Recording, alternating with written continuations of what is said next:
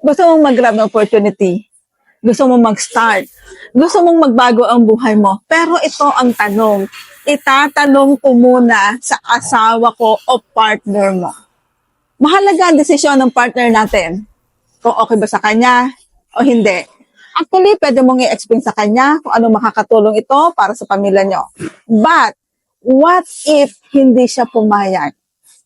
Advice ko sa'yo, ikaw ang nakakita ng opportunity, ikaw ang nahihirapan dyan, ikaw ang nangungulila, ikaw ang napapagod, ang gawin mo dapat meron kang isang desisyon.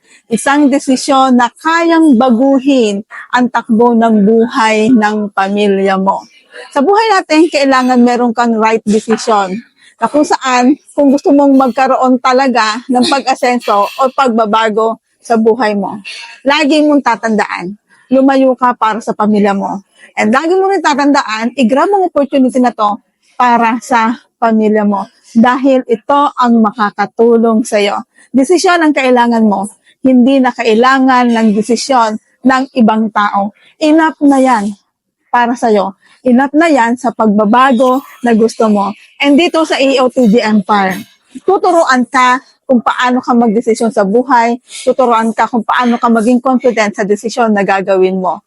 Ang gawin mo is maging part ng community na to. So, yun lang po and thank you so much.